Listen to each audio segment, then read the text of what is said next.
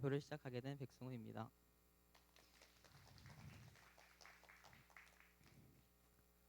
화면에는 10개의 단어들이 있는데요. 이 중 9개의 단어들은 단 하나의 단어와 모두 연관되어 있습니다. 그 단어는 무엇일까요? 그렇습니다. 식량 위기인데요. 나머지 9개의 단어들은 모두 식량 위기에 직접적으로 영향을 미치는 단어들입니다. 여러분은 혹시 그거 아시나요? 우리나라의 식탁에 오르는 음식들 중 우리나라에서 나고 자란 음식은 반도 안 된다는 사실을요. 이것은 우리나라가 식량 위기에 취약한 국가라는 것을 의미하는데요.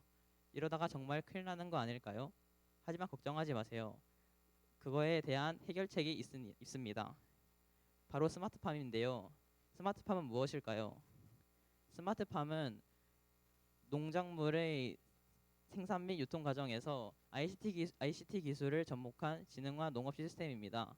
이를 활용하면 IoT, 빅데이터, 인공지능과 같은 IT 기술을 활용해 식물의 생육 환경을 유지할 수 있고 스마트폰과 PC를 통하여 자동 조절을 할 수 있습니다.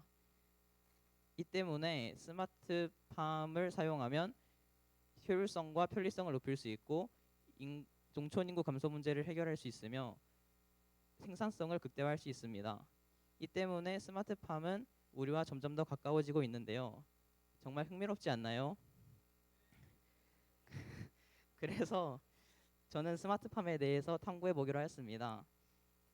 저는 스마트팜에 관련하여 저에게 맞는 탐구 주제를 찾아보다가 BP 레코딩 교육 연구소에서 지원하는 스마트팜 아두이노 키트를 발견하게 되었습니다. 그리고 저는 이 키트를 제작하고 그 코드를 분석하여 스마트팜의 기본 원리와 구조에 대해서 알아보기로 하였습니다. 위 자료는 제가 이번 탐구를 진행하면서 저에게 중요하게 다가왔던 내용들을 탐구 과정과 관련하여 만들어 본 자료인데요.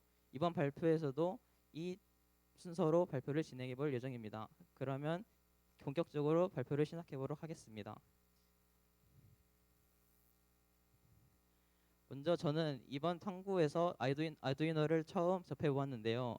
아두이노는 마이크로 프로세서와 입출력 모듈을 하나의 칩으로 만든 컴퓨터인 마이크로 컨트롤러의 개발 보드로서 이미 접근성이 정말 좋아 교육과 전문 분야에서 이미 널리 사용되고 있습니다. 그리고 아두이노를 사용하기 위해 적동할 코드를 입력하기 위해서는 C++이라는 컴퓨터 언어를 사용해야 하는데요. 이는 C++이 사용자 친화적이고 여러 다양한 라이브러리를 가지고 있으며 아두이노가 여러 센서와 호환될 수 있도록 돕고 모든 데이터를 객체로 인식하는 객체 지향 프로그래밍 언어이기 때문입니다. 그렇기에 아두이노는 C++를 채택하여 여러 가지 이점을 가지게 됩니다. 이번 탐구에서 만든 스마트팜에서 사용된 센서들인데요. 먼저 토양 습도 센서인 FC28, 온습도 센서인 DHT11, 그리고 조도 센서가 사용되었습니다. 이 센서들은 화면에서 볼 수 있는 것처럼 하얀색 브레드보드에 꽂혀 데이터들을 수집하고 이 데이터들은 브레드보드를 통해 아두이노 보드로 전달됩니다.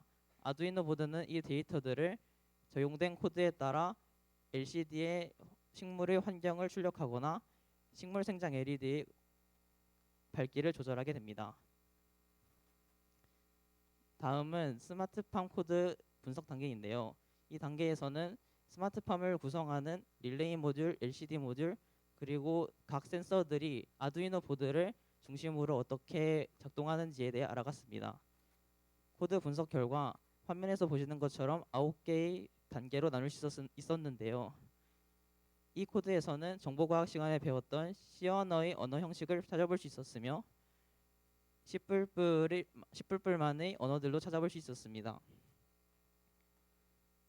탐구를 마무리하면서 이번 탐구에 대해서 저 스스로 평가해 보았는데요.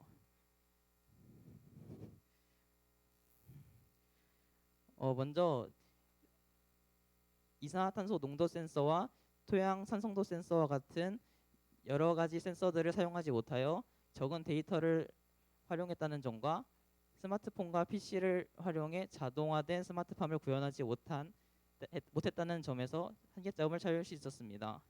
하지만 C 언어 그리고 스마트팜을 구성하는 센서들이 구조를 분석함으로써 스마트팜의 구조와 기본 원리를 탐구했다는 점에서 의미가 있었습니다. 이번 탐구 활동에서 저는 멈추지 않고 이번에 만든 스마트팜 키트를 활용하여 후속 연구를 진행할 예정인데요. 스마트팜을 사용한 식물과 사용하지 않은 식물을 비교하는 대조 실험을 통해 스마트팜의 효율성 탐구를 할 것이며 스마트팜 코드를 변형하여 사막 기후와 열대 기후와 같은 여러 기후를 조성할 수 있는 스마트팜을 만듦으로써 스마트팜의 활용 범위를 탐구해볼 계획입니다. 이상으로 발표 마치겠습니다. 감사합니다.